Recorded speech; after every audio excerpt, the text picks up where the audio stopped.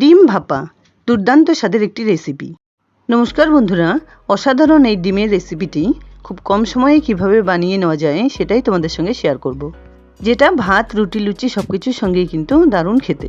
রেসিপিটি ভালো লাগলে ভিডিওটাকে একটা লাইক দিয়ে আর এরকম নিত্য নতুন রেসিপি পাওয়ার জন্য চ্যানেলটাকে সাবস্ক্রাইব করে নেবার অনুরোধ রইল। সবার প্রথমে গ্যাস অন করে একটা বড় সাইজের বাটিতে 2 গ্লাস পরিমাণ জল দিয়ে দিচ্ছি। রান্না করার আধ ঘন্টা আগে ফ্রিজ থেকে 5টা ডিম বের করে রেখেছিলাম। এবার ডিমগুলো খুব সাবধানে জলে ছেড়ে দিচ্ছি।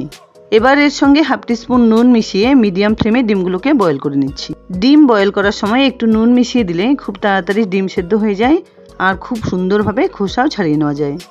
ডিম সেদ্ধ হতে হতে এখানে একটা মশলা বানিয়ে নিচ্ছি। তার জন্য ছোট একটা মিক্সিং গ্রাইন্ডারে তুলে নিলাম 1 টেবিল স্পুন সাদা সর্ষে, 1 টেবিল স্পুন কালো সর্ষে, 1 টেবিল স্পুন পোস্ত।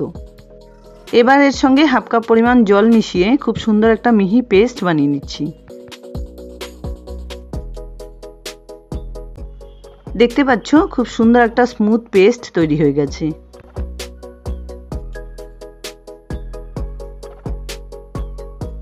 এবার একবার ডিমগুলো চেক করে নিচ্ছি।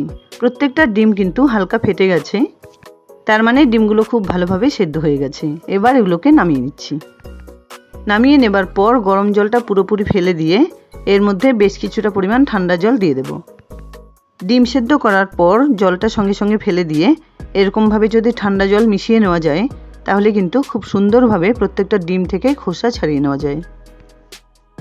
এবার এক একটা ডিম এভাবে আলতো করে টোকা দিয়ে খুব সুন্দরভাবে খোসা ছাড়িয়ে নিচ্ছি। সেদ্ধ ডিমের থেকে খোসা ছাড়িয়ে নেবার সময় অনেক সময়ই কিন্তু ডিমের সাদা অংশ উঠে আসে।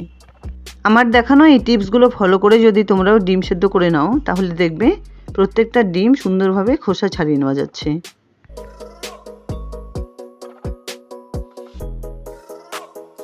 পাঁচটা ডিমের থেকে খোসা ছাড়িয়ে নেওয়া হয়ে গেছে।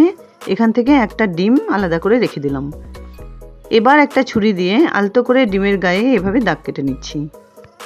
এভাবে হালকা করে ডিম কেটে নিলে ভেজে নেবার সময় কিন্তু গায়ে ফুটে আসে না আর ডিমের ভেতরে নুন হলুদ খুব ভালোভাবে পৌঁছে যায়। এবার অল্প পরিমাণ নুন আর হলুদ ডিমের সঙ্গে মেখে নিচ্ছি।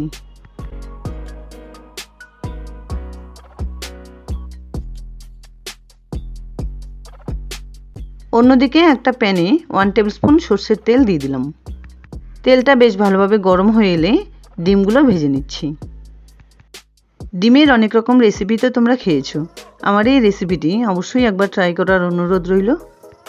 ডিম খুব একটা ভালো করে ভাজার দরকার হয় না, জাস্ট গোল্ডেন ব্রাউন কালার করে ভেজে তুলে নিলাম।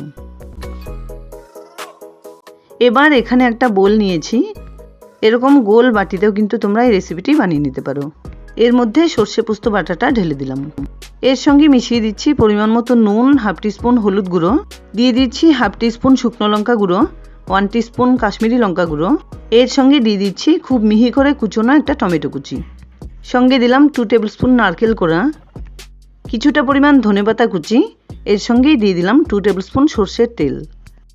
এবার সমস্ত কিছু একসঙ্গে করে খুব ভালোভাবে মেখে নিচ্ছি।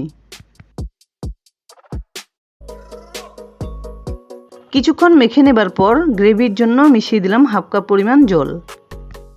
জল দিয়ে মশলাটাকে আবার সুন্দর করে মেখে নেবার পর ভেজে রাখা ডিমগুলো সুন্দর করে সাজিয়ে দিলাম।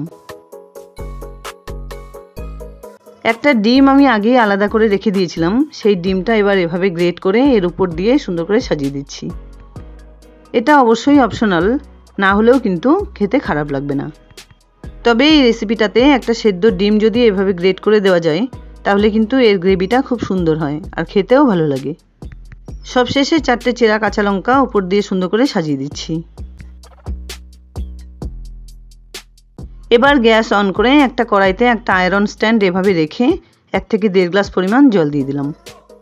এবার রেডি করে রাখা ডিমের বোলটা আয়রন স্ট্যান্ডের ঠিক মাঝখানে রেখে ঢেকে 5 থেকে 6 মিনিট এভাবে রান্না করে নিতে হবে। পুরো রান্নাটাই কিন্তু স্টিমে বা ভাপেই করে নিতে হবে। 5-6 মিনিট পর ঢাকনা তুলে একবার তোমাদের সামনে দেখিয়ে দিচ্ছি কতটা সুন্দরভাবে রান্নাটা হয়ে গেছে। এবার গরম গরম বোলটাকে কড়াই থেকে নামিয়ে নিচ্ছি।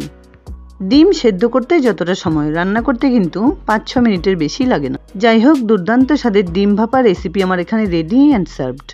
আশা করছি বন্ধুরা আমার এই রেসিপিটি তোমাদের খুব পছন্দ হয়েছে। যদি এতটুকুও ভালো লেগে থাকে তাহলে প্লিজ ভিডিওটাকে একটা লাইক করো, শেয়ার করো ফ্যামিলি ফ্রেন্ডসদের সঙ্গে।